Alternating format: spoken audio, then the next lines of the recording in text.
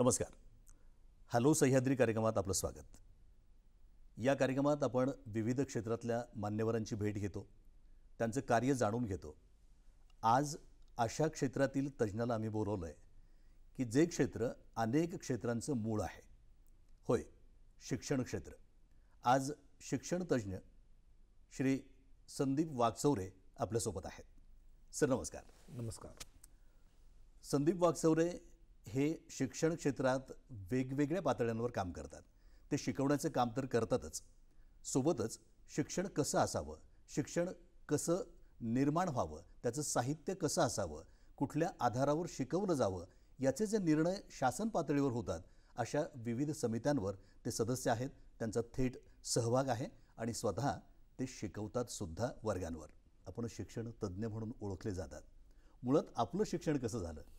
मी मूळतः अकोले तालुक्यातील एका ग्रामीण भागातून आलो आहे. गणोर हे माझं गाव आहे. जिल्हा परिषद प्राथमिक शाळेत माझं पूर्ण शिक्षण झालं. ज्या शाळेमध्ये पूर्वी सारवलं जायचं, आम्ही पाणी आणायचो, वर्ग झाडून घेणं, ही सर्व कामी विद्यार्थी म्हणून करायचो. जीवनाचं शिक्षण जे आहे ते अशा स्वरूपामध्ये आमचं झालं.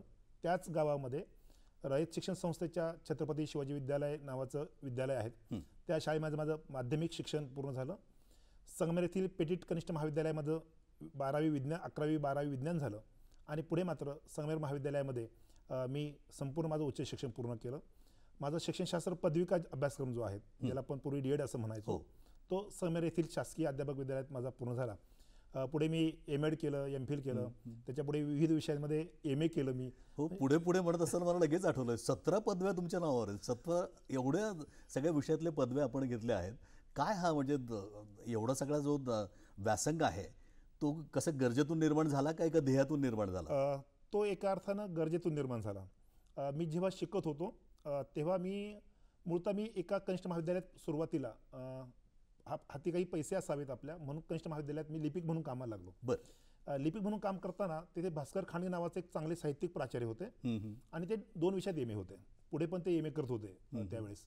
आणि मी ज्या महाविद्यालयात शिकलो तिथे आमचे प्राचार्य, आमचे प्राध्यापक जे होते ते सर्व 2-2, 3-3 विषयात MA होते. मला रावसाहेब कसबे, अलीम वकील, दिलीप धर्म, श्रीनिवास हेमाडे असे खूप चांगले प्राध्यापक माझ्या आयुष्यामध्ये आले. आणि ह्या सर्व लोकांकडे पाहिलं मला असं लक्षात आलं की आपण किमान काही अभ्यास करण्याची आवश्यकता आहे. आणि मग आपल्या हाती अभ्यास करताना काही पदव्या असाव्यात. मी वृत्तपत्रामध्ये लिहित होतो, एखादी व्यक्ती जेव्हा काही बोलते आहे ती समाजशास्त्रीय दृष्टीने बोलते तर आपल्याला कळायला हवं, अर्थशास्त्रीय दृष्टीने कळते बोलते आहे तर कळायला हवं. अशा विविध अंगाचा दृष्टिकोन आपल्याला यायला हवा समग्रपणे. म्हणून मी विविध विषयाच्या अनुषंगानं पदवी मिळवण्याचा प्रयत्न केला. पदवी हा माझा अभ्यासाचा भाग म्हणून मिळवला. मी पदव्या काही दाखवण्यासाठी मिळवल्या असं नाही. ती माझी साधारण कुठल्या कुठल्या या पदव्या आहेत? 17 हा मोठा आकडा आहे खरं. म्हणजे मी DED केलं मूळचं, BEd केलं, MEd केलं, माझ्यासोबत डिप्लोमा झाला, डिग्री BJ केलं मी, MJ केलं कम्युनिकेशन पत्रकारिते संदर्भानं, त्यासोबत MA मराठी झालं, माझं MA राज्यशास्त्र झालं, MA समाजशास्त्र झालं आहे, विशेष संप्रेषण म्हणून मुक्त विद्यापीठात ते झाले आहेत. अशा वेगळ्या विषयांचं मी पदवी मिळवण्याचा प्रयत्न केला आहे. खूप खूप छान. पण आपण शाळेपासूनच अनुभव सांगितला की शाळा स्वच्छ करण्यापासून, शाळाचं नियोजन करण्यापासून, विद्यार्थी दशेपासूनच आपण सुरुवात केली. म्हणजेच पारंपरिक शिक्षणापेक्षाही काहीतरी वेगळं शिक्षण तुम्हाला शाळेपासून मिळत गेलं.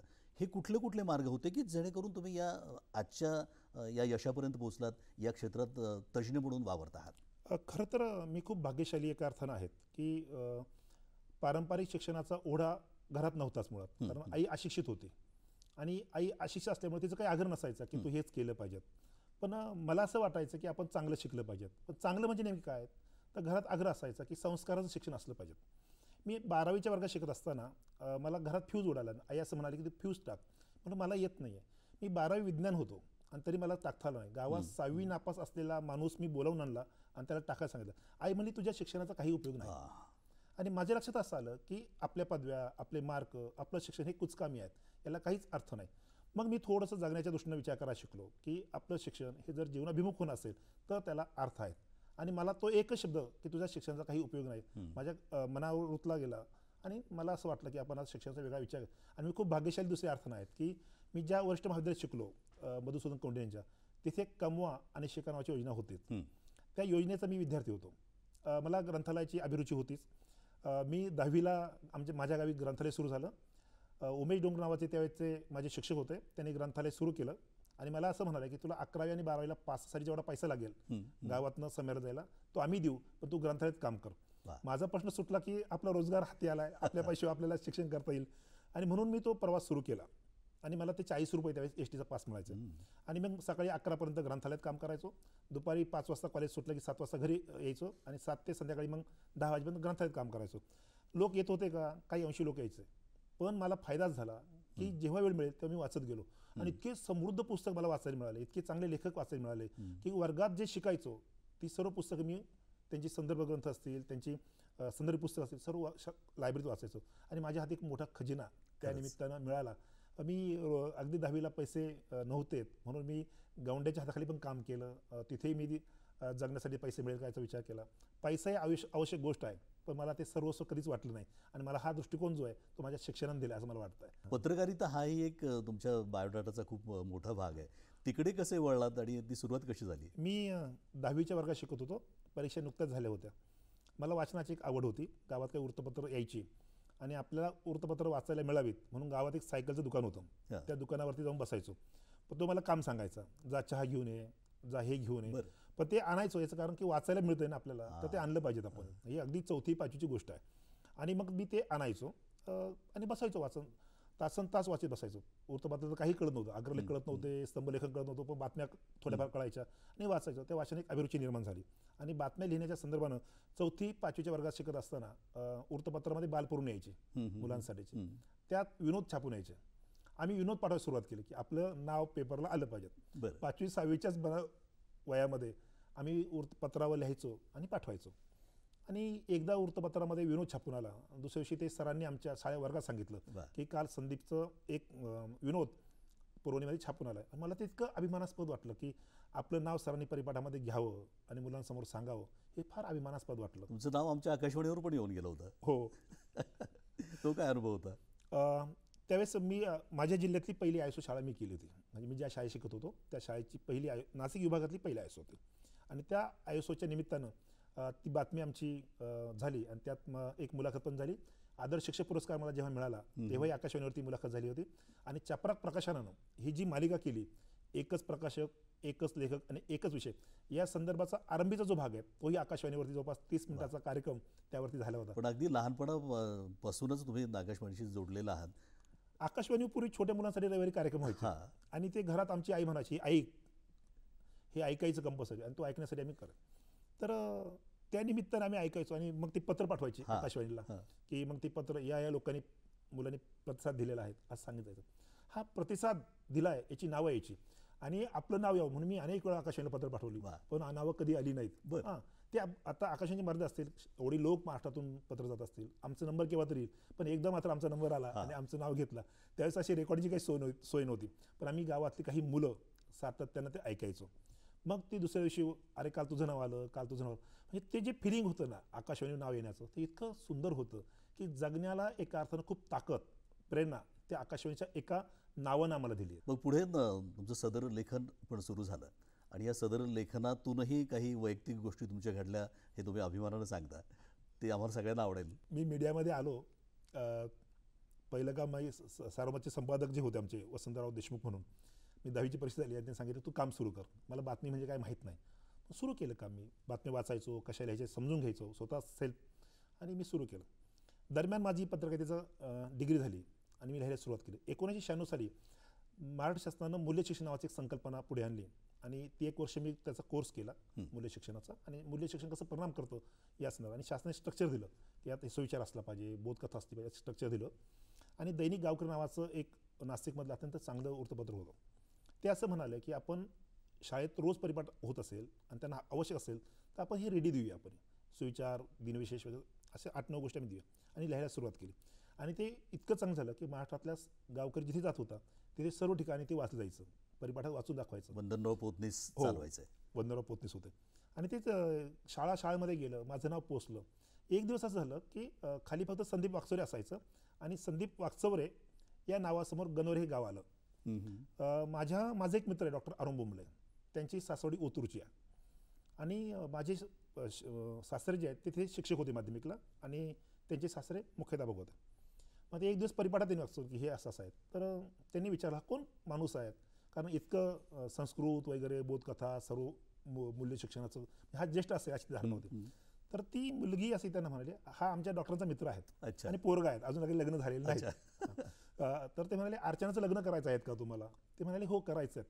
आणि त्या एकाच मालिकेनं एका सदरानं मला बायको मिळाली. माझे सासरे खूप चांगले होते. ते म्हणाले आम्हाला काही घ्यायचं नाही, आम्हाला द्यायचं नाही. आणि माझा तोच विचार, मी घेतलं नाहीत, काही दिलं नाहीत, तर मला ती बायको एका सदरानं मिळून दिली आहे. संदीप वाकचौरे शिक्षण क्षेत्रातले एक तज्ज्ञ होत असताना त्यांच्यावर कुणाकुणाचा प्रभाव होता, कुठल्या कुठल्या वाटेने ते पुढे चालत राहिले, हेही आपण जाणून घेऊयात थोड्याशा विश्रांतीनंतर. नमस्कार. हॅलो सह्याद्री या कार्यक्रमात आपण शिक्षणतज्ज्ञ संदीप वाकचौरे यांच्याशी बोलतो आहोत. सर, मागच्या भागामध्ये आपण आपल्या एकूण वैयक्तिक जीवनात ज्या छोट्या छोट्या गोष्टी घडल्या त्यातून प्रेरणा घेऊन आपण पुढे पुढे जात राहिलात आणि मग तुम्हाला महाविद्यालयातून प्राध्यापक असतील, लायब्ररीतून वेगवेगळी पुस्तकं असतील, त्यातून मोठमोठ्या व्यक्ती भेटत गेल्या. तो सगळा प्रवास कसा होता? कुणाकुणाचा प्रभाव तुमच्या एकूण या वाटचालीवर आहे आणि कोण कोण तुमचे आदर्श आहेत? मी महाविद्यालयात शिकण्यापूर्वी माध्यमिक विद्यालयामध्येच भाषण करणं, वेगळ्या प्रकारच्या स्पर्धांमध्ये भाग घेणं असं काम सुरू व्हायचं. माझे शिक्षक जे मला होते माध्यमिकचे, ते मला वेगळ्या प्रकारचे पुस्तक आणून द्यायचे. यातलं वाच, शोध आणि निबंध लिही, वाच, शोध आणि वक्तृत्वस्पर्धेची तयारी कर आणि मग पुढे मार्गदर्शन करायचं. यातून मी लहान वयामध्ये साने गुरुजी वाचत गेलो. मला साने गुरुजी फार भावत गेलेत. साने गुरुजींचा विचारधारा, संस्कारशीलता ह्या साऱ्या गोष्टी होत्याच माझ्यात. पण मी महाविद्यालयात गेल्यानंतर माझं मूळचं जे विषय आहेत तो फिलॉसॉफीचा आहे. आणि मी फिलॉसॉफीचा विषय शिकत असताना माझे प्राध्यापक मला खूप चांगल्या रीतीनं मार्गदर्शन करायचं, हे वाचलं पाहिजे, ते वाचलं पाहिजेत. आणि ते सतत वाचत असायचे. त्यांचे घरीसुद्धा समृद्ध ग्रंथालय असायचं. आणि ते पाहून मला असं वाटायचं की आपल्यालासुद्धा घरी असं ग्रंथालय असलं पाहिजेत. पण निवड ग्रंथालय असणं उपयोग नाही, तर अभ्यास केला पाहिजे. मग आम्ही खूप अभ्यास करायला लागलो या निमित्तानं.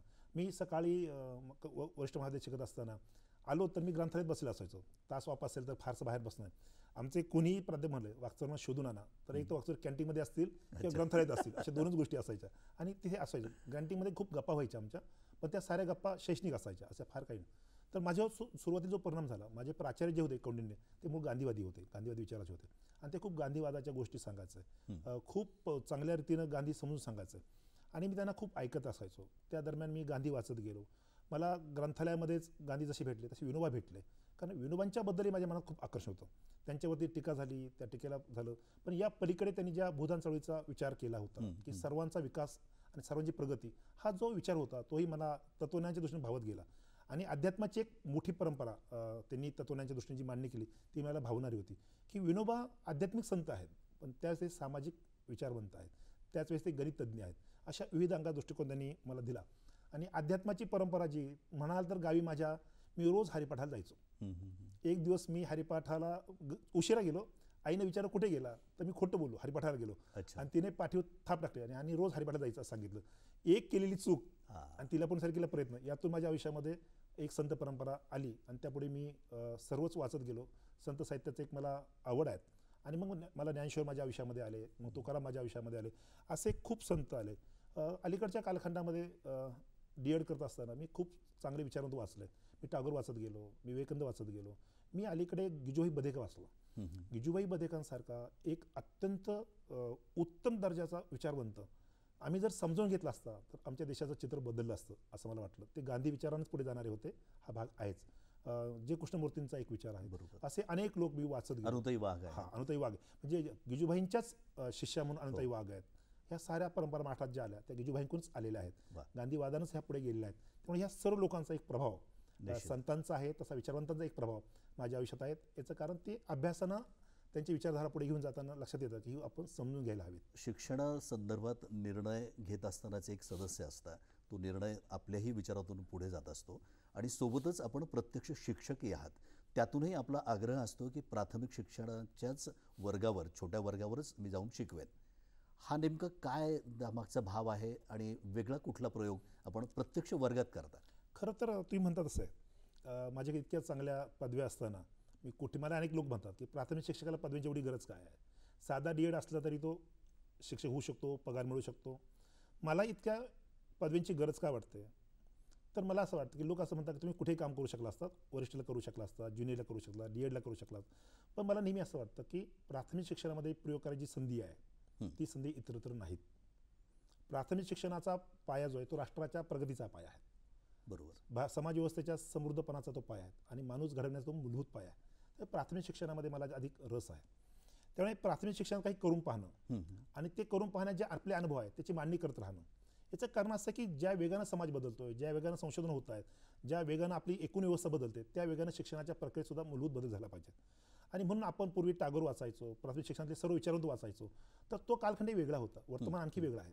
तर वर्तमानातले संदर्भ घेऊन, वर्तमानातले प्रयोग करून आपली मांडणी आपण करण्याचा प्रयत्न करावा. शासन स्तरावरती ऐकून घेणारी माणसं आहेत. आपण जरी असं म्हणत असतो की शासन ऐकून घेत नाही, असं होत नाही.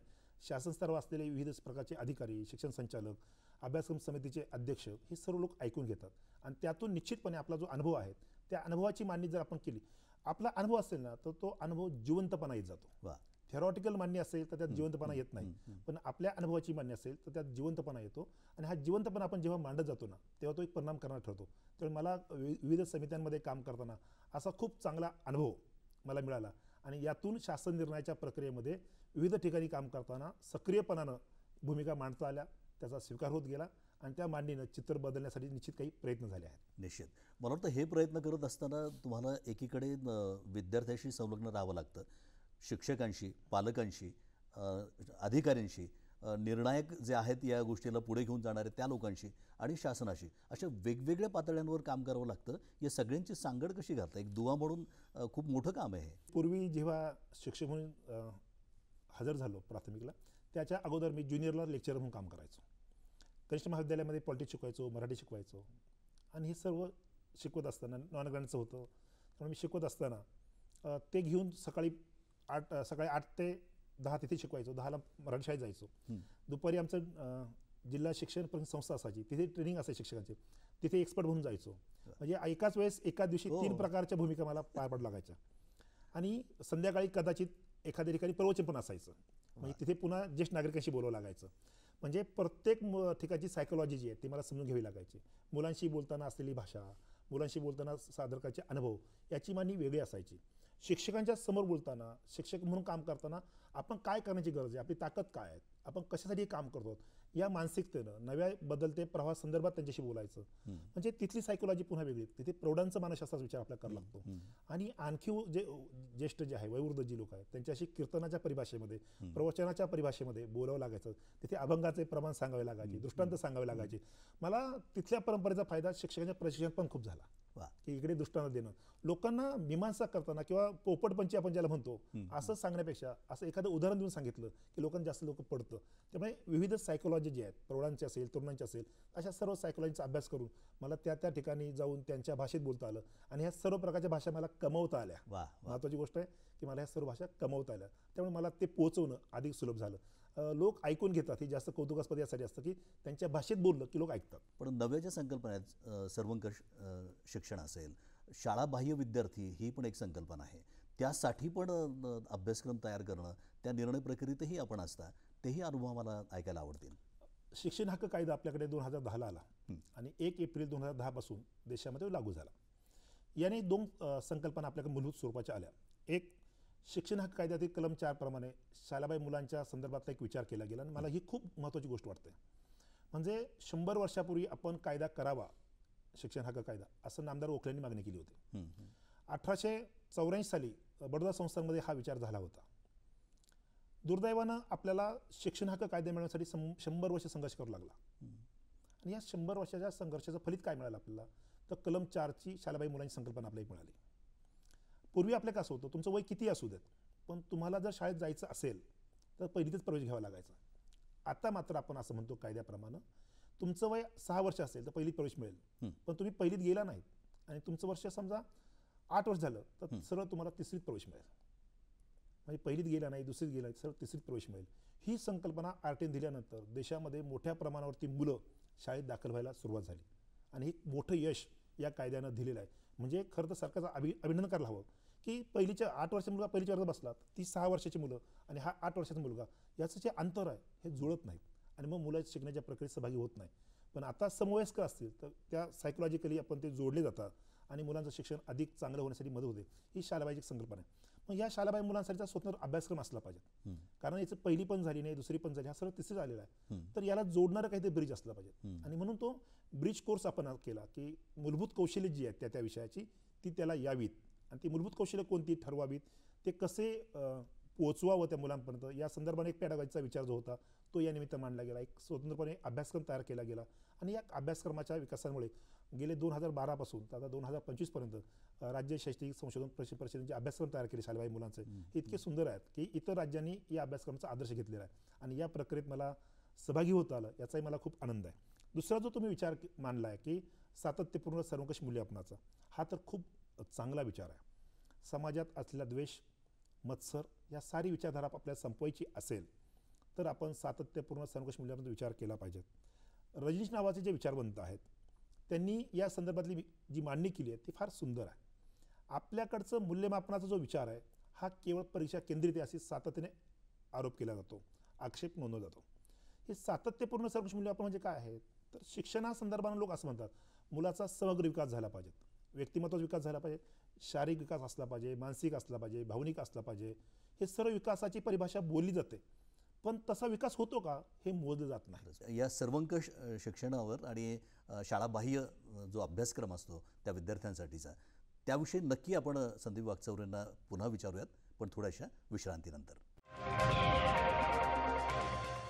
हॅलो सह्याद्री कार्यक्रमात आपण शिक्षणतज्ञ संदीप वाकचौरे यांच्याशी बोलतो आहोत. सर, हा अभ्यासक्रम आपण समजावून सांगत होता, हे फ्रेमिंग कसं होतं, अभ्यासक्रम कसा तयार होतो? मुळात दोन गोष्टी याच्यामध्ये विचार करायचे असतात की अभ्यासक्रमासंदर्भात एक स्ट्रक्चर अकॅडमिक ऑथॉरिटी म्हणून जिला घोषणा केली आहे ती संस्था करत असते. ती आहे आपल्याकडे राज्य शैक्षणिक संशोधन आणि प्रशिक्षण परिषद. ती एक स्ट्रक्चर तयार करते की अभ्यासक्रमाचा फॉर्मॅट असा असला पाहिजे, आणि जे तज्ज्ञ सहभागी होतात की ते अभ्यासक्रमात मूलभूत स्वरूपाच्या संकल्पना कोणत्या आहेत, म्हणजे नियमित अभ्यासक्रम तयार झालेला होता, त्यामुळे आपल्याला नियमित अभ्यासक्रमामधून पायाभूत स्वरूपाच्या संकल्पना त्या कोणत्या आहेत याची निश्चिती करणं आवश्यक होतं. त्या अभ्यासक्रमाची आपण निश्चिती केली. जसं तिसरीत आलेल्या मुलाचं श्रवण चांगलं झालं असतं, श्रवण कौशल्य फार काम करायची गरज नाही आहे. पहिलीच्या रेग्युलर अभ्यासक्रमामध्ये श्रवणावरती काम करावं लागतं, भाषणावरती काम करावं लागतं. शालेबाह्य मुलांची ही दोन कौशल्य अप्रत्यक्षपणे पूर्ण झालेली असतात. बरोबर. काम करायची गरज असते ती वाचन आणि लेखनावरती. मग त्या अभ्यासक्रमामधला जो फोकस आहे तो वाचन आणि लेखनावरती आहे. तिथे पण आपण काय विचार केला होता अभ्यासक्रम तयार करताना, तर साधारणपणे आम्हाला ज्या गाईडलाईन मिळाल्या होत्या त्याप्रमाणे मुलाला सर्व विषय शिकवणं अवघड होतं, कारण पुन्हा तो एक बोजा होता, त्याला रेग्युलर तिसरीचा अभ्यासक्रम पूर्ण करायचा होता आणि पहिली दुसरीचा पण अभ्यासक्रम पूर्ण करायचा, तो बोजा होईल. म्हणून त्या दृष्टीने आपण एकात्मिक दृष्टिकोन वापरला की साधारणपणे मराठीचं जे वाचन मुलांना द्यायचं आहे तेच परिसरातले जे घटक असतील ते घटक वापरावेत, आणि त्या घटकावर काही पाठ तयार करावेत, त्या घटकावर कविता तयार कराव्यात आणि त्या मुलांना समजून सांगाव्यात. जसं आपण इतिहासातला एकनाथ आहे किंवा तुकाराम महाराज आहे, ज्ञानेश्वर महाराज आहे, यांना एकनाथ महाराजांपासूनचं सर्व शिकवायचं असेल तर ते आपण मराठीच्या उतारांमधून शिकवावं. विज्ञान शिकवायचं आहे समजा शुद्ध पाणी, तर ते मराठीच्या उतारातून शिकवावं, म्हणजे अभ्यासक्रम मराठीच असेल पण त्यातून साध्य मात्र विज्ञान होईल, इतिहास होईल, असं एक ब्रिजिंग विषयांचं समायोजन आपण त्यात केलेलं होतं. आणि खूप चांगला अभ्यासक्रम तो राज्यानं विकसित केला.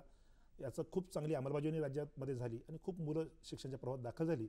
शेवटी अंमलबजावणी करण्यासाठी शासन कटिबद्ध असलं तर याची प्रभावी अंमलबजावणी करणं हे शाळा स्तरावर अवलंबून असतं. दुसरा जो विचार तुम्ही सांगितला की सर्वंकष मूल्यमापनाचं काय, सर्वंकष मूल्यमापनामध्ये आपण जसं आता तुम्ही काय मी काय आपण ज्या व्यवस्थेतून आलेलो आहोत, तर आपल्याला लेखी परीक्षा दिली की प्रगतीपत्रक मिळतं. बरोबर. आणि तुम्ही हे विषय साध्य केले. शिक्षणातून फक्त आपल्याला लेखन कौशल्य साध्य करायचे आहेत का, तर अजिबात नाही. मुलाला उत्तम बोलता आलं पाहिजे, उत्तम ऐकता आलं पाहिजे, ये हृदयचे ते हृदय घालिले असं जे विचार आहे तो झाला पाहिजे. म्हणजे उत्तम ऐकता आलं पाहिजे, उत्तम बोलता आलं पाहिजे, उत्तम लिहिता आलं पाहिजे, उत्तम वाचता आलं पाहिजे. पण मी जेव्हा लेखी परीक्षा घेतो तेव्हा ते श्रवणाचं काय करायचं, कसं मोजणार तुम्ही, नाही मोजता येत. त्याला उत्तम बोलता येतं का, कसं मोजणार, नाहीच करता येत. म्हणून सातत्यपूर्ण सर्वंकष मूल्यमापनाची प्रक्रिया आली. खरं म्हणजे आपण त्यावेळेच्या केंद्र सरकारचं अभिनंदन केलं पाहिजे की कलम 29 मध्ये ही प्रक्रिया सुरू केली आणि खूप चांगला परिणाम, एक प्रकारची भीती मुलांच्या मनातली निघून गेली. बरोबर. इथं आपण एक स्पष्ट करूयात मुद्दा आपल्या प्रेक्षकांसाठी की हे सर्वंकष शिक्षण मूल्यमापन म्हणजे परीक्षा नाही पण रोज परीक्षा. त्याचा गैरसमज लोकांनी असा करून घेतला की मूल्यमापन म्हणजे परीक्षाच नाहीये, असं नाहीये. मुळात एक लक्षात घेतलं पाहिजे की इथे व्यापक स्तरातलं मूल्यमापन आहे हां. आणि समग्र मूल्यमापन आहेत. म्हणजे शिक्षण म्हणून जो विद्यार्थी आपल्याला जसा हवा आहे, उत्तम नागरिक हवा आहे. आज आम्ही बघतो MA झालेल्या मुलाला बोलता येत नाहीत, इंटरव्ह्यूला गेला तर त्याला उत्तर देता येत नाही. याचं कारण तो आत्मविश्वास त्याने हरवलेला आहे. तो आत्मविश्वास प्राथमिक स्तरापासून त्या मुलामध्ये यावा या दृष्टीने तो विचार आहे. मुलाला उत्तम लिहिता यावं, म्हणजे आज स्व-अभिव्यक्ती करता यावी, असं घडत नाही आपल्याकडे. मुलांना निबंध लिहिता येतो, पण पाहून लिहिता येतो, स्वतःच्या विचाराचं प्रकटीकरण करता येत नाही. इथं ती संधी मुलाची, आणि त्या मुलाचं सर्व प्रकारचे मार्क, म्हणजे त्याच्यामध्ये त्याला कृती करता येते का, उपक्रमात सहभाग होतो का, भाषण करता येतं का, हे आहेच. पण प्रकल्प करता येतात का, म्हणजे विविध लोकांच्या मुलाखती घेता येतात का. म्हणजे आज बघा ना, मुलाखत हे तंत्र आहे आणि ते मूल्यमापनामध्ये आहेत की त्याने शेतकऱ्यांच्या मुलाखती घ्याव्यात, व्यावसायिकांच्या मुलाखती घ्याव्यात, लेखकाच्या मुलाखती घ्याव्यात. अशा प्रकारची स्किल एका अर्थानं ते कौशल्य आधारित शिक्षणाचा विचार त्याच्यामध्ये आहेत.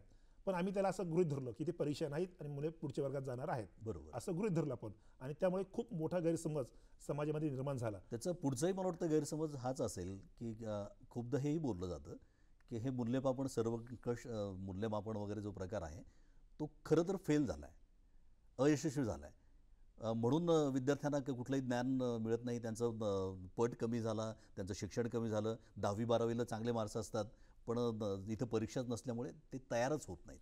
आपल्याकडे काय झालं, शिक्षणाबद्दलचा एक समज पक्का आहे की परीक्षेतले मार्क म्हणजे गुणवत्ता, असं पक्का आहे. माझ्याकडे येणारा एखादा मुलगा परिसरातील 50 पक्षांची नावं सांगतो आणि परीक्षेतली 50 पक्षांची नावं सांगतो, त्याची ती गुणवत्ता नाहीत का? सब घोडे 12% या न्यायानं आपण मुलांकडे पाहू नये कोणीच व्यवस्थेमध्ये. आता हॉवर्ड गार्डनर नावाचा जो विचारवंत आहे तो असं म्हणतो की एका माणसामध्ये 10 प्रकारच्या बुद्धिमत्ता असतात. आता ह्या 10 बुद्धिमत्ता असतील तर या 10 बुद्धिमत्ता मोजल्या गेल्या पाहिजेत. पण आम्ही एकच बुद्धिमत्ता मोजत असू तर इतर मुलं नापास होणार आहे. सचिन तेंडुलकर क्रीडा बुद्धिमत्तेमध्ये अग्रभागी आहेत, मग ते 10वी नापास झालेत. आमच्या व्यवस्थेचे फेल्युअर आहेत की आम्ही त्यांना समजून नाही घेऊ शकलो. लता मंगेशकर सांगीतिक बुद्धिमत्तामध्ये उच्च पातळीवर आहे, आम्ही त्यांना इतर बुद्धिमत्ता मोजण्याचा प्रयत्न केला. आपल्याकडे जी स्किल मुलांमध्ये आहेत ती विकसित करणे शिक्षणाचं काम आहे, नवीन लादणं अपेक्षित नाही. जे रणजित म्हणाले होते की तू ड्रॉप एज्युकेशन, डोक्यात जे आहे ते बाहेर काढणं म्हणजे शिक्षण आहे. आज डोक्यावर लादण्याचा प्रकार जो होतोय ते शिक्षण मानलं गेलं आहे. त्यामुळे मुलं सातत्यपूर्ण सर्वोत्कृष्ट मूल्यमापन यश काय आहे तर प्राथमिक स्तरावरच्या मुलांच्या मनातली भीती जी आहे शिक्षणाची ती कमी झाली आहे. मुलं ज्या पद्धतीने संवाद करतात, शिक्षकांना प्रश्न विचारतात, ते प्रश्न विचारणं हे सुद्धा शिक्षण आहे. आमचं शिक्षण हे अपयशी आहेत की आम्ही प्रश्न विचार शिकवत नाहीत, आणि जिथे प्रश्न विचारले शिकवत नाही तिथे लोकशाही यशस्वी होत नाही, तिथे सृजनाच्या वाटा निर्माण होत नाही, तिथे संशोधन होत नाही. त्यामुळे जे कोणी असं म्हणत असेल की ही व्यवस्था फेल झाली आहे असं मला वाटत नाहीत. फेल झाली असं ज्याला वाटतं त्यांना शिक्षणाचा अर्थ समजून घेण्याची आवश्यकता आहे. आज दुर्दैवानं आम्ही शिक्षणाचा अर्थ एकच आहे, परीक्षेतले मार्क्स म्हणजे अर्थ शिक्षण. हा मला वाटतं चुकीचा अर्थ आम्ही काढला.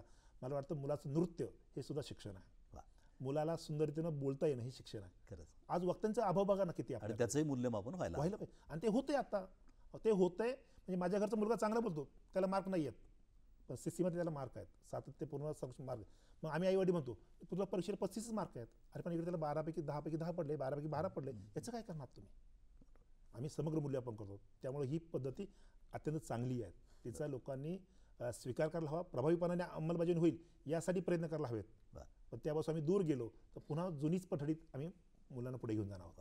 असा कधीच विचार या शिक्षण तयार करण्यामागे म्हणा किंवा शिक्षणाचा अभ्यासक्रम तयार करण्यामागे म्हणा, असा विचार कधी होतो का की हा या भागातला, या भौगोलिक स्थितीतला, या भाषेचा, या संस्कृतीतला विद्यार्थी आहे, त्याला काहीतरी वेगळं द्यावं? अगदी बरोबर.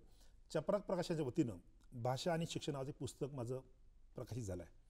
त्या पुस्तकामध्ये मी हा विचार मांडलेला आहे की भाषा जी तयार होते त्या 2 प्रकारचा विचार आहे आपल्याकडे. एक, भाषेला प्रतिष्ठा मिळते, म्हणजे ज्यांना शुद्ध मराठी येते त्यांना इंग्रजीचं आकर्षण आहे. आदिवासी भागातली जी मुलं आहेत त्यांची बोलीभाषा आहेत, त्यांना मराठीचं आकर्षण आहे. म्हणजे एक भाषा अपग्रेड होत जाते, असं काही लोकांच्या मनातल्या संकल्पना असतात. तुम्ही जो विचार मांडला की भाषा जी विचार आहे, भाषेत जो विचार आहे, तर आता राष्ट्रीय शिक्षण धोरणात सुद्धा असं म्हटलं की बोलीभाषेच्या संदर्भानं अधिक काम होण्याची आवश्यकता आहे. दुर्दैवानं आम्ही समाजामध्ये भाषेला प्रमाण भाषा आणि अप्रमाण भाषा किंवा बोली असं ज्या संकल्पना आम्ही केल्या आहे. खरं तर जगामध्ये कोणतीच भाषा प्रमाण असत नाहीत, पण आपण आता ही पुण्याची भाषा ही प्रमाण भाषा आहे, ही गावाकडची भाषा अशुद्ध भाषा आहे. शुद्ध अशुद्ध असा विचार भाषेत नसतोच. पण एक लक्षात घेतलं पाहिजे की जर भाषा जिवंत ठेवायची असेल तर तुमच्या बोली पण जगल्या पाहिजेत. बोली भाषा हा एक समृद्ध भाषेच्या परंपरेचा एक भाग आहे असं मी मानतो. त्यामुळे मुलांना बोलीभाषा शिकू दिलं पाहिजे. कारण शिक्षण जे आहे ना ते लादता कामा नयेत, तर बोलीनं जे घडतं म्हणजे भाषेमुळे माणसं जोडली जातात. बरोबर. तुम्ही आणि माझी भाषा जर भिन्न असती तर आपण जोडले गेलो नसतो. नक्की. त्यामुळे ज्या बोलीचा संदर्भ आपण घेतो आहोत त्या भागामध्ये त्याच पद्धतीची भाषेनं शिक्षण गेलं पाहिजे. हा विचार शासन गेले अनेक वर्ष करत आहे. नक्की. हे शिक्षण भाषेतनं देणं हा एक भाग झालाच आहे, पण त्याची नेमकी त्या भागामुळे गरज, त्या तिथल्या संस्कृतीमुळे गरज. जसं एखाद्याला पहाडातला विद्यार्थी आहे तर त्याला ट्रेकिंग वगैरे शिकवावं का? उंच पहाडावर राहणार आहे त्याला श्वासाचे काही शिक्षण द्यावेत का? तिथं ऑक्सिजन कमी आहे म्हणून असाही काही विचार अगदीच आहे. राष्ट्र पातळीवर म्हणा, राज्य पातळीवर होतोच. म्हणजे आपल्याकडे जे विषय अध्यापनासाठी आहेत ना हे सारे विषय तुम्ही जो समग्र विचार मांडता ना ह्या विषयाशी जोडलेले आहेत. लक्षात घ्या. म्हणजे कला, ज्या परिसरातली जी कला असेल त्या कलेने मुलं पुढे यावीत.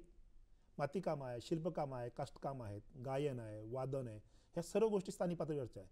कारणाभाऊमध्ये तुमच्या ज्या स्थानिक कला आहेत किंवा स्थानिक ॲक्टिव्हिटीज आहेत त्या आपल्या अभ्यासक्रमात येतात आहेत. म्हणजे आता आपण अभ्यासक्रमावर जर फोकस केलं बघितलं तर तुम्ही सांगितलेल्या सर्व गोष्टी आपल्या अभ्यासक्रमात अंतर्भूत आहेत अप्रत्यक्षपणे. आणि समजा नाही आहे असं गृहीत धरू तर काही स्वातंत्र्य शिक्षकाला आहेत ना, शिक्षकाने ते स्वातंत्र्य घ्यावं, ते घेतलं पाहिजे. म्हणजे माझ्या वस्तीवरती समजा आदिवासी नृत्य असेल तर मी शिकवावं ना आदिवासी नृत्य मुलांसाठी. हे स्वातंत्र्य आपण खूप भाग्यशाली आहोत, अशा देशात राहत आहोत की इथे किमान काही स्वातंत्र्य आपल्याला आहेत. या स्वातंत्र्याचा विचार केला तर तुम्ही म्हणतात तशा सर्व गोष्टी आपल्याला करता येतात. नक्की. पण हे शिक्षकाचं स्वातंत्र्य त्यांनी जपलं पाहिजे. अगदी. हॅलो सह्याद्रीमध्ये आपण थोडीशी विश्रांती घेतो आहोत, परत भेटूया. सर, विश्रांतीला जाण्यापूर्वी आपण ओरिसा आणि आपला अमरावतीचा अनुभव सांगत होता. तिथल्या बोलीभाषेतल्या मुलांचं शिक्षण ज्या पद्धतीने झालं परिणामकारक झालं तर यश जे मोजलं गेलं आहे तसा काही प्रयत्न महाराष्ट्रात घडावा या दृष्टीने त्यावेळेस प्रयत्न झाले. त्याचा अहवाल राज्य शासनाला सादर झाला आणि त्याचाच परिणाम राज्यामध्ये त्या संदर्भातले काही धोरणं घेतली गेली. आता तर NEP-मध्येच तो विचार आलेला आहे. तो एक महत्त्वाचा. अमरावती जो उल्लेख आहे की कोरकू नावाचा एक समाज तिथे राहतो. कोरकू भाषा आहे, भाषिक समाज येतो. हा कोरकू भाषिक समाजातली मुलं ज्या पद्धतीने शिकत होती, मराठीचं पुस्तक तिथली मुलं हिंदी समजून घेत होती. बरं. मला हे जरा वेगळंच वाटलं होतं. मी त्या मुलांशी बोललो तर हे का तर ती मुलं ज्या परिसरात राहतात त्या अवतीभोवती जर मराठी भाषिक माणसं नसतील किंवा मुलं नसतील तर ते परिणाम करत नाही भाषेवरती. तर ते मला मुलं हिंदी का समजून घेत आहेत म्हणून मी काही मुलांशी बोललो तर तिथे ती मुलं दूरदर्शन हिंदी मालिका बघतात. अच्छा. दूरदर्शनाचे कार्यक्रम बघतात आणि त्याचा एक परिणाम त्यांना हिंदी समजण्यात झालेला आहे. तर ते अशा पद्धतीनं मराठी हिंदी समजून घेण्याचा प्रयत्न मुलं करत होती. मला हा फार वेगळाच प्रयोग वाटला, पण मुलं मात्र शिकण्याच्या प्रगतीत होती. हे जे शालेय साहित्य आहे ते अद्ययावत करण्याचं सातत्य किती आहे? किती दिवसानंतर त्यात बदल होत राहतात आणि किती दिवसानंतर ते व्हावेत? शिक्षण ही प्रक्रिया असते की सातत्यानं बदलायला हवी. तेच याचं कारण असं की जगामधली संशोधनं सातत्यानं होत आहेत. म्हणजे पूर्वी प्राण्यानं होणारे प्रयोग आता मानवी प्रवृत्तीत होत आहेत. मानसशास्त्र बदलत आहे, बुद्धिशास्त्र बदलत आहे, समाजशास्त्र बदलत आहे. या सर्व बदलणाऱ्या शास्त्र आणि माहिती तंत्रज्ञानाचा एक मोठा परिणाम एकूण सर्वच व्यवस्थेवरती होतोय. तो परिणाम शिक्षणावरती पण होतोय. त्यामुळे शिक्षणामधले बदल अपरिहार्य आहेत. बरोबर. त्यामुळे त्या बदलाला काहीच पर्याय नाही. त्यामुळे आपले अभ्यासक्रम सातत्यानं बदलायलाच हवेत. पण आत्ता आपला वेग बऱ्यापैकी चांगला आहे. म्हणजे 15-20 वर्षांपूर्वी अभ्यासक्रम बदलायचे ते मध्यंतरी 10-1 वर्ष आले, आता 6-7 वर्षावर बदलत आहे आणि खूप चांगला वेग आहे. पण जग अगदी रोज बदलत आहे, तर आणखी किती आपल्याला जवळ येता येईल अद्ययावतपणाच्या आजच्या घडीच्या? तसे आपण खूप जवळ आहोत आता. महाराष्ट्र तर खूप जवळ आहे. माध्यमातून याचं कारण असं की अभ्यासक्रमाचं रिस्ट्रक्चरिंग झालं आणि त्याची अंमलबजावणी सुरू झाली की साधारणपणे 6-7 वर्षात ती पुस्तकं बदलतात आणि पुन्हा नवीन अभ्यासक्रम बदल सुरू होतो. त्यामुळे आणि दुसरा जो मुद्दा आहे की अभ्यासक्रम जरी तयार झाला तर त्या संदर्भातले अध्ययन अनुभव शिक्षक देत असतो. बरं. त्यामुळे वर्गातले अध्ययन अनुभव तो नव्या तंत्रज्ञानाशी जोडून नव्या बदलाच्या जोडून तो देऊ शकतो. तेवढं स्वातंत्र्याला आहेच. वा. पण काही पूरक साहित्य पण आहे का? काही मासिकं असतील, काही प्रशिक्षण असतील मधनं? राज्य सरकार किंवा केंद्र सरकार सातत्यानं अशी प्रशिक्षण आयोजित करतं. आता हे गांभीर्याने आम्ही करायला हवी शिक्षक म्हणून. आणि ह्या सर्व प्रशिक्षण साहित्य जी आहेत ती फार अपडेट असतात. अच्छा. म्हणजे अगदीच काल परवापर्यंत आलेले बदल सुद्धा काही ठिकाणी नोंदवले गेलेले दिसतात त्या साहित्यांमध्ये. राज्य सरकारची जी नियतकालिका आहे शैक्षणिक माध्यमिकसाठीचं शिक्षण संक्रमण नावाची एक नियतकालिका आहेत. मराठी माध्यमातली जी शाळा आहेत त्याला जीवन शिक्षक प्राथमिक शाळा त्यांना जीवन शिक्षण नावाचं एक नियतकालिका आहे आणि गेल्या 150 वर्षाची परंपरा त्याला आहेत. आणि मी भाग्यशाली की अशा मासिकामध्येही मला काम करायला मिळालं, लिहायला मिळालं आणि लाखो शिक्षकांपर्यंत ते पोहोचतं. त्यामुळे हे बदल जे आहेत नवीन येणारे ते लाखो शिक्षकांपर्यंत पोहोचवण्याचं एक प्रभावी माध्यम आहे. त्यासोबत सरकार जी विविध प्रकारचे साहित्य तयार करतं, वाचन साहित्य, यातूनही हा बदल लोकांपर्यंत पोहोचतो. त्यामुळे खूप वेगानं जे बदल होत आहेत ते पोहोचवण्याचा प्रयत्न सरकार म्हणून केलं जातात. शिक्षक म्हणून आम्ही समजून घ्यायचा प्रयत्न करतो. राज्यात खूप चांगले शिक्षक या संदर्भानं काम करतात की त्यांचे अनेक प्रकारचे व्हॉट्सअप ग्रुप आहेत, चर्चा होतात गटावरती, नवे नवे बदल येत आहेत आणि जगभरातले बदल येत आहेत. हे विशेष आहे. म्हणजे शिक्षण विकास म्हणजे नावाचा जो व्हॉट्सअप ग्रुप आहे याच्यावरती अगदी देशभरातली चर्चा होतात नव्या बदलाच्या आणि नव्या नव्या माहित्या त्या निमित्तानं शिक्षकांमध्ये पोहोचतात. खूप समृद्धपणाचं काम समाज माध्यमातून घडतं आहे. त्यामुळे असे विचार करणारी व्यवस्था आपल्याला सध्या तरी अस्तित्वात आहे. खूप छान सर. एकूण तुमच्या कार्याचा जो थेट संबंध आहे तो छोट्या मुलांशी आहे, प्राथमिक विद्यार्थी या नात्यानं. आणि हा गट जो आहे त्यांना गोष्टी फार आवडतात. आपला नेहमी भर या गोष्टीतून शिक्षणाकडे असतो. हा प्रयोग कसा करता? गोष्ट हा कोणत्याही बालकाच्या आयुष्यात, बालकाच्या काय आपल्या तुमच्या सुद्धा आयुष्यात गोष्टी प्रमुख आहेत. ह्या गोष्टीतून आपण खूप शिकवू शकतो. म्हणजे निवळ लोकांचं म्हणणं असतं की गोष्टीतून विज्ञान शिकवता येत नाहीत, समाजशास्त्र शिकवता येणार नाहीत, गोष्टीतून फक्त मराठी शिकवता येईल असं घडत नाही. मला एखादा सायंटिस्ट शिकवायचा आहे तर मी त्या वैज्ञानिकाची, शास्त्रज्ञाची तो त्या सिद्धांताबद्दल कसा पोहोचला याची माहिती गोष्टी सांगतो. ती गोष्ट क्रिएट करणं आणि पुन्हा हा विचार करायचा असतो की मला गोष्ट कोणत्या वर्गाला सांगायची. तो वर्ग लक्षात ठेवावा लागतो, त्याचा मानसिक विकास लक्षात ठेवावा लागतो, भाषिक विकास लक्षात ठेवावा लागतो, त्याची परिसराची भाषा कोणती, कुटुंबाची भाषा कोणती, असा व्यापक विचार करावा लागतो. त्यामुळे मुलांना मी ज्या गोष्टी सांगायचो ह्या गोष्टी अशासोबत आता नव्या तंत्रज्ञानामध्ये आपण म्युझिक देऊन गोष्ट सांगू शकतो का, हाही विचार नव्या पद्धतीने होतो आहे. पण कथन हा सर्वात महत्त्वाचा भाग आहे. गोष्ट सांगितली की मुलं अधिक लक्षपूर्वक ऐकतात, कारण मुलांना गोष्ट भावते आणि गोष्ट हेच मुलांचं भविष्य आहे. त्यामुळे मुलांच्या भविष्याची गोष्ट आपण सांगण्याचा प्रयत्न केला तर परिणाम होतो. हे मी स्वतः अनुभवलं आहे. आदिवासी भागातल्या शाळांमध्ये काम करताना मी अनुभवलं आहे. त्यामुळे मुलं कशा पद्धतीनं वर्गात गुंतून ठेवायची तर एक गोष्टीच्या माध्यमातून गुंतून ठेवता येतात याचा अनुभव मी स्वतः घेतलेला आहे. अभ्यासक्रमात अशा गोष्टीच आहेत का? आहेत की आपल्याकडे. भाषेतले जे पाठ आहेत ते एक प्रकारची गोष्ट आहे, त्याला आपण धडा म्हणतो. पण ते जर गोष्टीरूप स्वरूपात सांगितलं, की एखादा नाट्यसंवाद आहे तो जर सादरीकरणाच्या स्वरूपात सांगितला तर मुलांना त्याचा परिणाम खूप होतो. म्हणजे वर्गात आम्ही कशा स्वरूपाचं अध्ययन अध्यापन करतो ही खूप महत्त्वाची गोष्ट आहे. शिक्षक एकटाच शिकवणार असेल तर मुलं ऐकतीलच असे काही नाही. शेवटी त्या मुलांना ऐकण्याच्या काही मर्यादा आहे. त्या मर्यादांच्या दृष्टीने निव्वळ व्याख्यान दिल्यासारखं आपण बडबड करत बसलो तर मुलं ऐकणारच नाही. मुलांच्या भावविश्वाला समजून त्या पाठांचं गोष्टीत रूपांतर केलं तर मुलं पाठ खूप छान समजून घेतात, नाट्य रूपांतर खूप छान समजून घेतात. कवितेच्या गोष्टी असे आता नवा विचार येतोय. म्हणजे आता मराठीमध्ये काही प्रयोग झालेत की गोष्टींची कविता आणि कवितांची गोष्ट असे काही प्रयोग महाराष्ट्रामध्ये झालेत.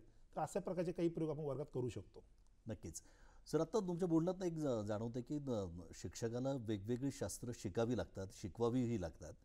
पण मानसशास्त्र असा एक शास्त्राचा भाग आहे की तो अंगीकारावा लागतो.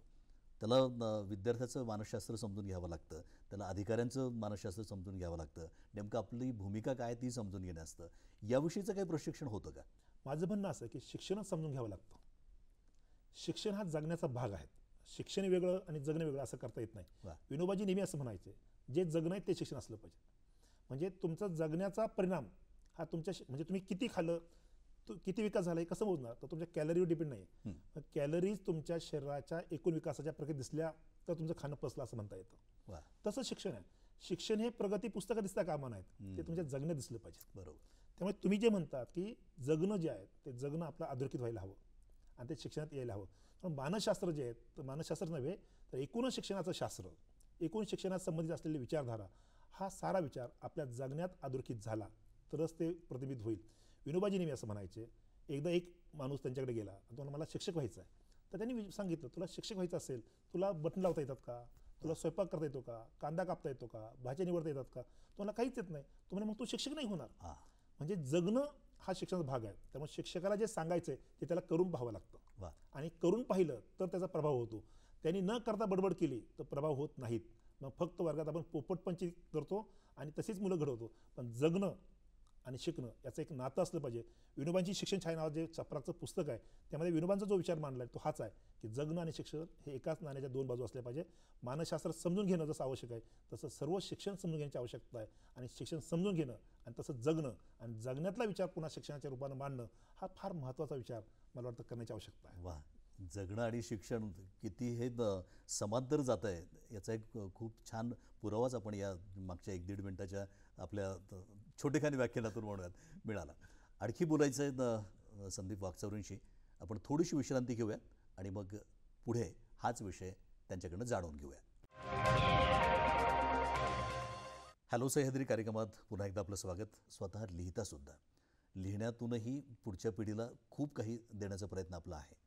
या सगळ्या लिखाणाचा विषय शिक्षण हा एकच आहे, तरीही त्याला कंगोरे खूप जास्त आहेत. मला त्या सगळ्याविषयी ऐकायला खूप आवडेल. मी खूप भाग्यशाली आहेत की गेले काही वर्ष सातत्यानं माध्यमांमध्ये लिहितो आहे. चपराक प्रकाशनानं माझी सलग 14 पुस्तकं केवळ 2 वर्षामध्ये प्रकाशित केली. वा. आणि शिक्षण हा एकच विषय. होतेच सर. एकच प्रकाशक, एकच विषय आणि एकच लेखक अशी ती संकल्पना होती. आणि 14 पुस्तकं त्यांनी प्रकाशित केली. आणि तरीही प्रतिसाद. हो, आणि तरी म्हणजे काही पुस्तकं तर 15 दिवसात संपली आहेत. बघा. म्हणजे इतकं चांगलं. आता 3-3, 4-4 आवृत्त्या झाल्या आहेत पुस्तकांच्या. लोकांना शिक्षण हवं आहे, सांगणारं, समजून घेणारं आणि त्यांच्या भाषेत देणारं हवं आहे. त्या दृष्टीनं सारा विचार मी या पुस्तकांमध्ये केला.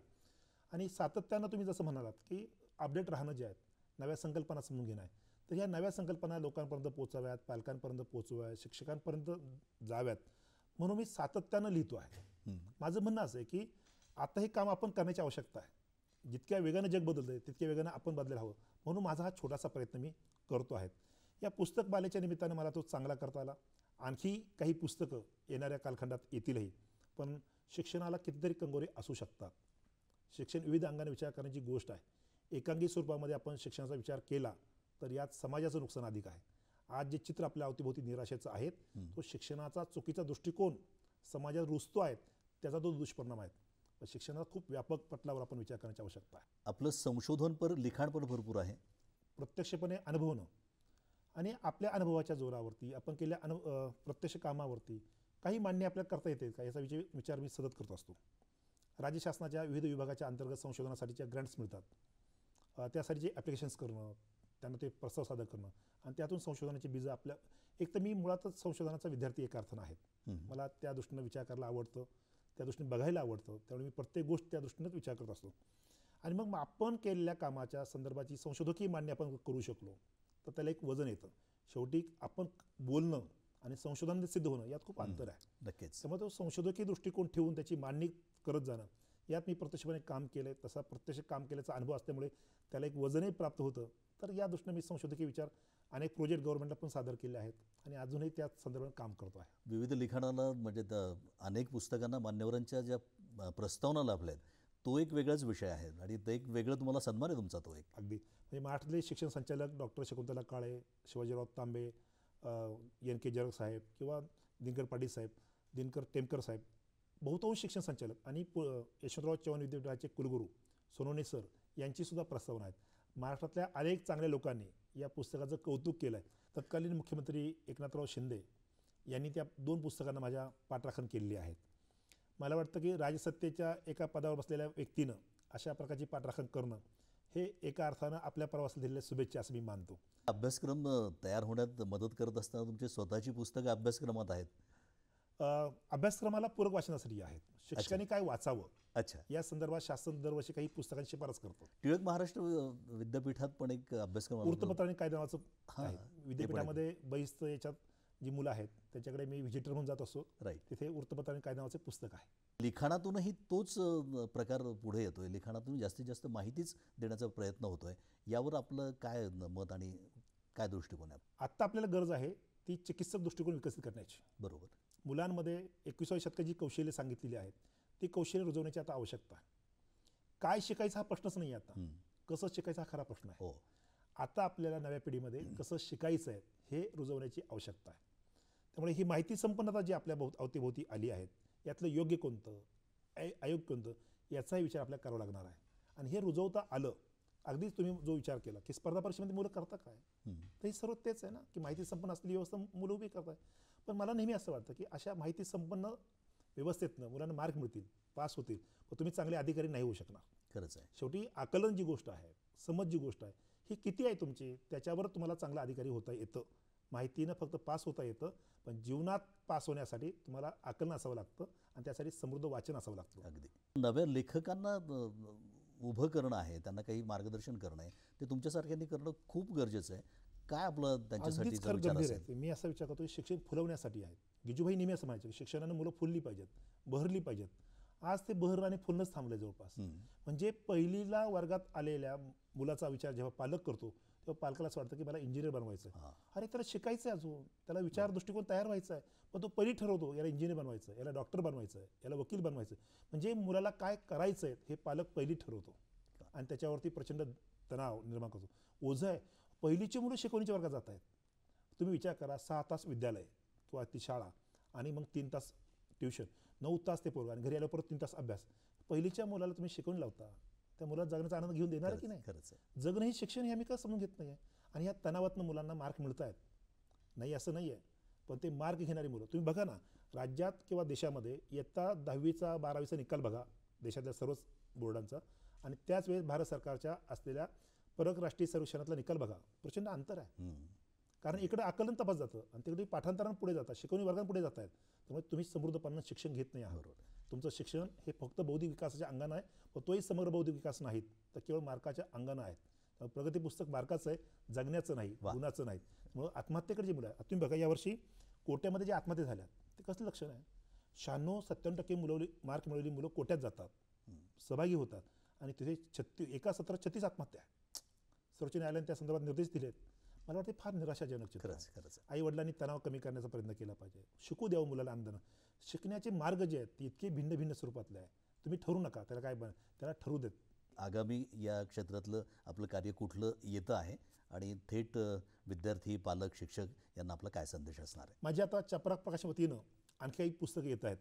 त्यातला एक महत्त्वाचा प्रोजेक्ट जो आहे तो पंचभाषा शब्दकोशाचा प्रोजेक्ट आहे. 5 भाषेतला शब्दकोश मुलांसाठीचा, मराठी, हिंदी, इंग्रजी, उर्दू आणि संस्कृत अशा 5 भाषेतला एकच शब्दकोश आणण्याचा आमचा संकल्प आहे. तो एक माझं काम सुरू आहे. रजनीशांवरती एक येतो आहे. संत साहित्य आणि शिक्षण असा एक विचार करून आणखी काही पुस्तकं करण्याचा मानस आहे. तर पत्रास कारांकी म्हणून एक जेवढे शिक्षणतज्ज्ञ आहेत, काय झालं तुमच्या विचाराचं महाराष्ट्रामध्ये, आमच्या देशामध्ये, याची मांडणी करणारं अनावृत्त पत्र जे आहेत ती पत्रास कारांकी म्हणून एक पुस्तक येत आहे. काही शिक्षणावरची आणि काही इतर पालकांसोबत काम करणारे जे अनुभव आहेत त्याची मांडणी करणारी काही पुस्तकं त्या सगळ्यांचं खरंच आम्ही स्वागत करणार आहोत. शेवटी संदेश मला असं वाटतं की पालकांनी मुलांना समजून घ्यायला शिकलं पाहिजे. पालक मुलांना स्पर्धेचे घोडे बनवून पाहत आहेत, तर मुलं ही स्पर्धेची घोडी नाहीत हे आपण लक्षात घेतलं पाहिजे. मूल हे आपलं आहेत आणि त्याला आपल्या मुलासारखं वाढू देणं, जगण्यासाठी समृद्ध करणं या दृष्टीने आपण तयारी करून घ्यायची आवश्यकता आहे. त्या मुलाला स्पर्धेचे घोडे बनवू नका इतकीच विनंती करतो. शिक्षणाच्याबद्दल सुद्धा व्यापक विचार शिक्षक म्हणून, व्यवस्था म्हणून आपण करण्याची आवश्यकता आहे. शिक्षक म्हणून मला मूल समजून घेता येणं, त्याला मार्क मिळाले नाही तरी चालतील एक वेळेस, पण त्याला माणूस म्हणून घडवता येईल का याचा विचार सतत केला पाहिजे. आज मूल्यांचा प्रश्न समाजात निर्माण झाला आहे. आपण मूल्य शिक्षणाचा अधिक गंभीर विचार केला पाहिजे. 21व्या शतकाला सामोरं जाताना त्याच्यामध्ये जी कौशल्य यायला हवीत ते त्याला येणं आवश्यक आहे. विनोबाजी जे म्हणत होते की शिक्षक हा विद्यार्थीपरायण असला पाहिजे, विद्यार्थी हा ज्ञानपरायण असला पाहिजे आणि ज्ञान हे सेवापरायण असलं पाहिजे. मला वाटतं हा सारा विचार विनोबांनी सांगितला हा जर आपल्या शिक्षणात रुजला तर महाराष्ट्राचं चित्र, भारताचं चित्र बदल दिसेल. आणि धोरणात जे आता म्हटलं आहे राष्ट्रीय शिक्षण धोरणामध्ये की कौशल्य आधारित शिक्षण, शेवटी डोक्याला विचार मिळतील, पोटाचा प्रश्न सुटला पाहिजेत आणि हृदयाचाही प्रश्न सुटला पाहिजे. गांधी जे सांगत होते हाताला काम, डोक्याला विचार आणि हृदयाला भाव मिळेल, अशा प्रकारचा विचार शिक्षणात रुजेल या दृष्टीने आम्ही सर्वच शिक्षकांनी प्रयत्न करण्याची आवश्यकता आहे. खरं शिक्षणात काय रुजावं हे सांगणारं व्यक्तित्वच आपल्या समोर आहे. त्यामुळे ते कसं रुजवलं जातं आहे या सगळ्या प्रक्रियेविषयी ते आपल्याशी बोलले आहेत आणि उद्याचं शिक्षण कसं असेल याची एक झलकही आपल्याला श्री संदीप वाकचौरे यांच्या बोलण्यातनं लक्षात आली आहे. हॅलो सह्याद्री कार्यक्रमात आज इथं थांबतो आहोत. पुन्हा पुढच्या भागात विशेष क्षेत्रातल्या एखाद्या विशेष तज्ज्ञासोबत पुन्हा भेटूया. नमस्कार.